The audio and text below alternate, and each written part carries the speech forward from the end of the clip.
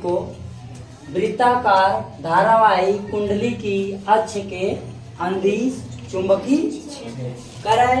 वृत्ताकार मतलब ये इस तरीके से जो कुंडली होगी वो कैसी होगी?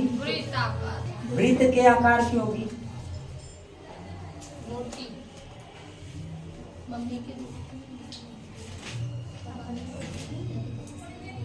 ठीक है, सुनो ध्यान से। ये यहाँ से बिंदु वो जो है क्या है? वृत्त का केंद्र है। ये जो कुंडली है उसका केंद्र है और केंद्र वो है। यहाँ से हमने क्या किया? एक त्रिज्या ए ले लिया। त्रिज्या क्या लिया बच्चों? ए। ध्यान से बात समझो। लिखा वृत्ताकार धारावाही कुंडली। ये एक वृत्ताकार धारावाही कुंडली है। ध्यान से समझो बच्चों, ये वृत्ताकार धारावाही कुंडली है।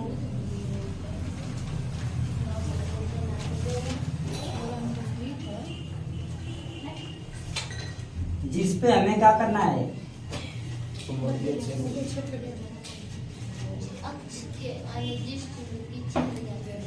इसके अक्ष के अनुदिश माने इसकी दिशा में सामने। यहाँ से बिंदु ओ से पहले ध्यान समझो। इस वृत्त की त्रिज्या क्या है? ए। ये जो कुंडली है इसकी त्रिज्या क्या है? ए। और यहाँ पर एक लिया गया है कोई क्या? अल्पांश डेल्टा एल। यहाँ भी मान लीजिए कोई अल्पांश डेल्टा एल। ठीक है, बात समझिएगा। यहाँ पर कोई धातु का टुकड़ा है और यहाँ भी कोई धातु का टुकड़ा है। इसमें हमने क्या किया? धारा प्रवाहित कर दिया है। देखो ध्यान से, यहाँ पर हमने क्या किया बच्चों? धारा का प्रवाह कर दिया आई। ठीक, तो ये ऐसे इधर आएगा। यहाँ पर हमने क्या प्रवाहित कर दिया? आई। ठीक, ये इधर से धारा जा रही है और इधर से धारा आ रही है। तो ऐसी हालत में आप बायोसेवर्ट जी ने कुछ बताया है। बायोसेवर्ट जी ने क्या बताया?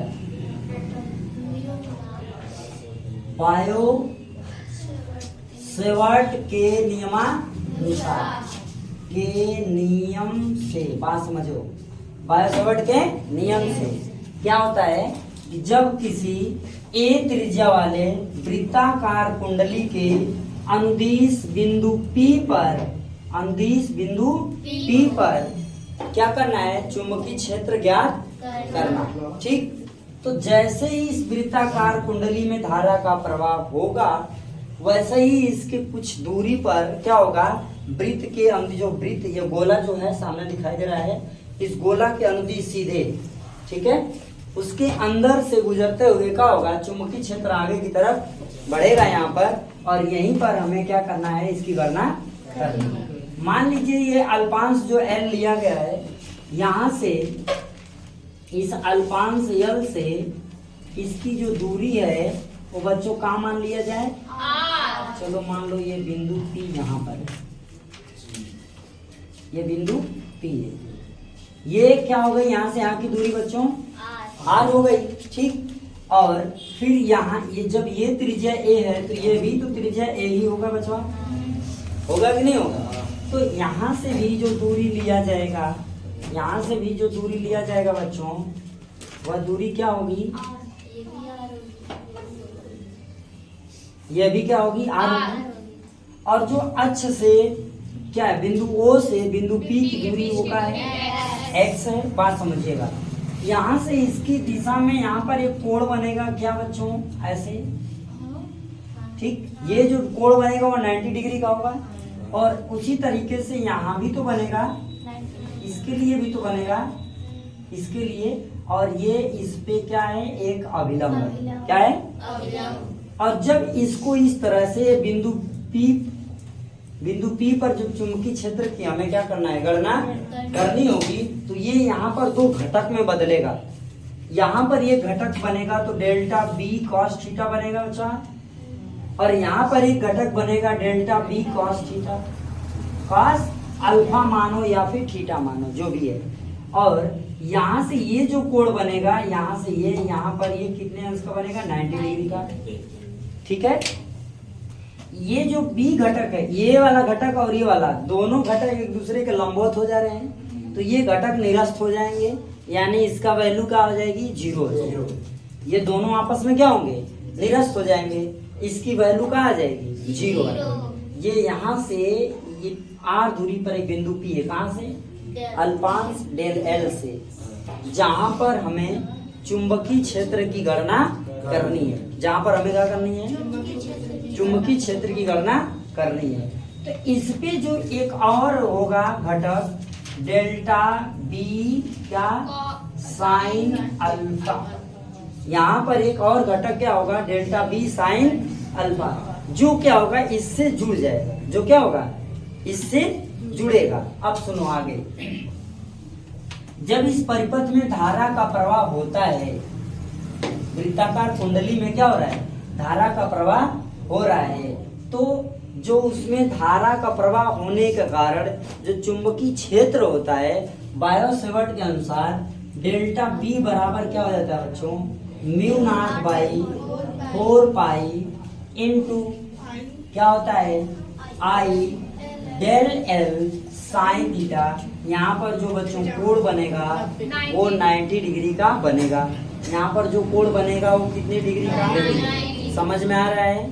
यहाँ पर जैसे ही ये सोच रहे हैं हम लोग, देखो जब इसको ऐसे खींचा हुआ है तो यहाँ लग रहा है कि 90 डिग्री नहीं होगा, 60 होगा या 30 होगा या 45 होगा, ऐसे लग रहा है। पर यहाँ पर कितने अंश का कोण बनेगा, 90 डिग्री का कोण बनेगा। क्लियर हो रहा है। जब भी वृत्त में हम बात करेंगे ऐसे जब भी बनेगा तो वो 90 डिग्री का ही। क्लियर हो रहा है बात, चले आगे। तो बच्चों यहाँ पर क्या हो जाएगा, साइन थीटा, नॉर्मली तरीके से फार्मूले से यहाँ क्या हो गया, साइन थीटा। ये इसके प्रति निकाल रहे हैं तो ये r है, r स्क्वायर हो जाएगा। कोई कंफ्यूजन यहाँ पर है, किसी प्रकार की दिक्कत, कोई परेशानी, चले।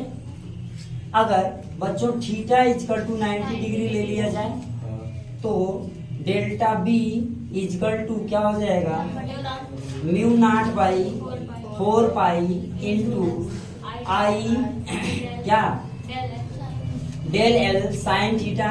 थीटा का मान 90 अंश, तो साइन 90 अंश का मान बच्चों क्या होता है, साइन 90 डिग्री इजकल टू 1। इसलिए यहाँ पर ये हो जाएगा, इसलिए ये बन जाएगा। बात समझ में आ रहा है। इसमें किसी प्रकार की किसी को कोई समस्या है या नहीं है, नहीं है ना। अब ये चीज हो गई किसके लिए, बायो-सेवर्ट के नियम के अनुसार डेल्टा एल पर, डेल्टा एल से आर दूरी पर बिंदु पी, क्या आर दूरी पर बिंदु पी पर चुंबकीय क्षेत्र, ये हो गया। अब हम बात करेंगे यहाँ पर जो घटक है इस पे चुंबकीय क्षेत्र का क्या प्रभाव पड़ रहा है, क्योंकि ये घटक इसी में जुड़ रहा है, ये घटक क्या हो रहा है, इसमें जुड़ रहा है। ठीक, तो बाबू बहनी जो भी है ना, करेंगे क्या, इस पूरी घटक जो पूरा वृत्ताकार कुंडली है इसका समाकलन करेंगे और इसमें इसको ऐड कर लेंगे। समझ आ रहा है। तो क्या हो जाएगा, पूरे कुंडली में चुंबकीय की वैद्युत क्षेत्र, चुंबकीय क्षेत्र या वैद्युत क्षेत्र, चुंबकीय क्षेत्र, वेरी गुड।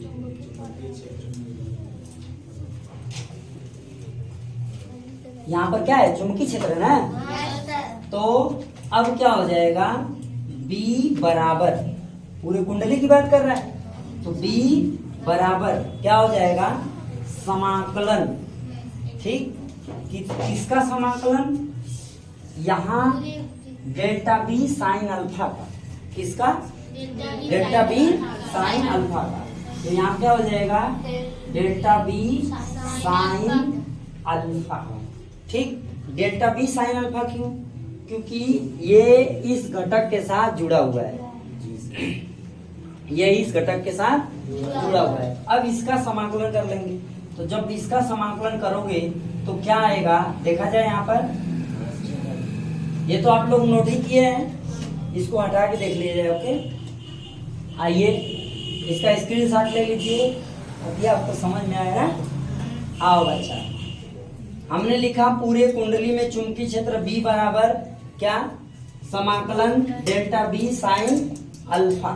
ठीक, तो जब इसका हम लोग समाकलन करेंगे बच्चों तो मिलेगा क्या हमको, ये देख लेते हैं क्या मिलेगा, ध्यान से समझिएगा।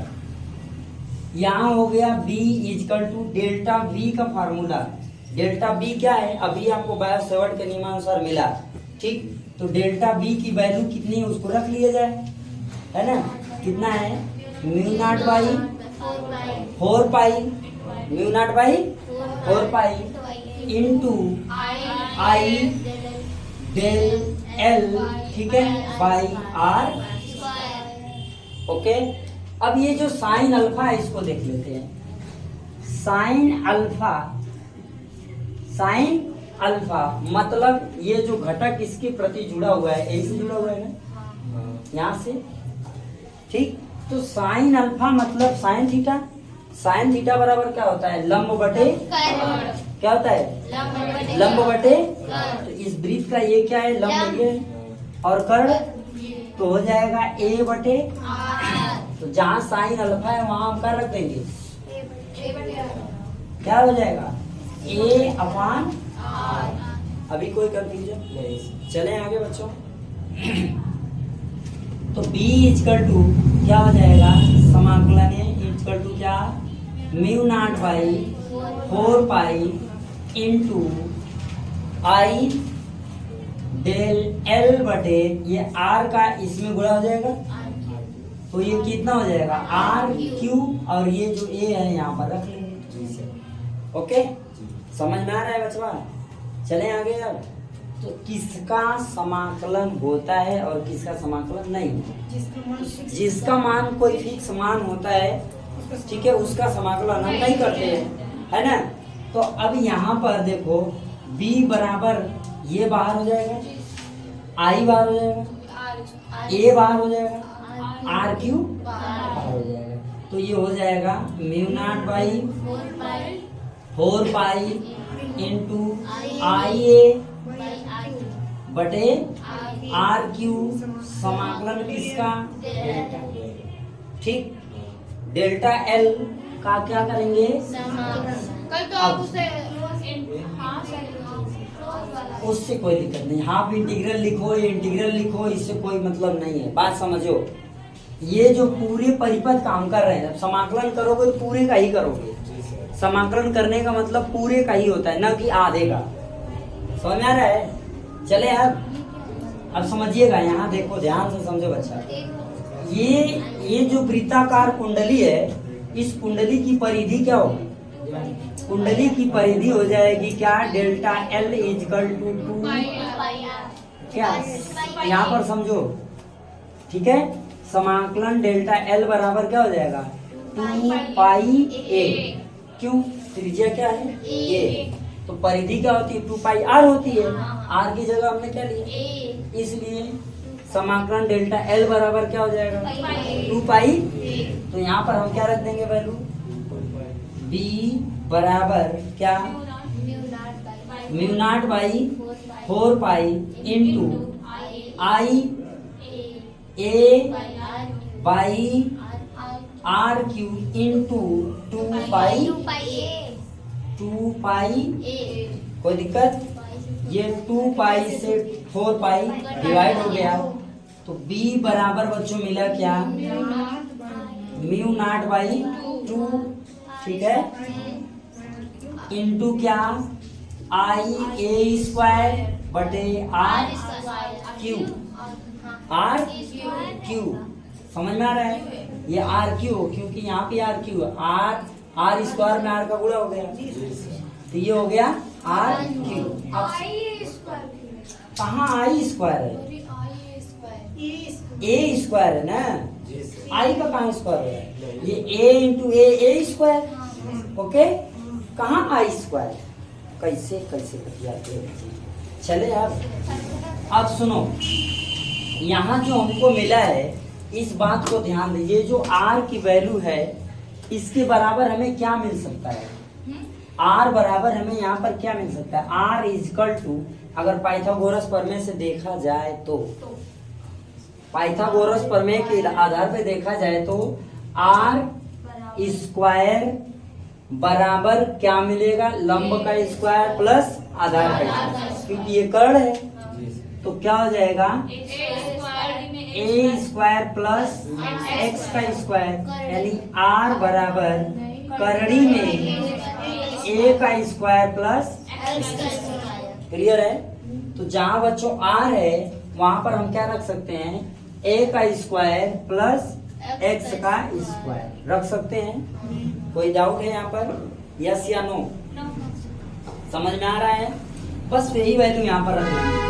तो b इजकल टू क्या हो जाएगा, mu not into mu naught by 2, ये हो गया म्यू नॉट बाई 2 इंटू क्या, आई ए स्क्वायर, आई ए स्क्वायर, ये हो गया आई ए स्क्वायर अपॉन आर क्यू के जगह जो आर की वैल्यू ये है ना, तो हम यहाँ पर क्या लिख सकते हैं, यहाँ पर ए स्क्वायर प्लस एक्स स्क्वायर, ये किसमें है बच्चों, करड़ी में, और यहाँ है आर क्यू, तो ये पूरी के पावर हो जाएगा।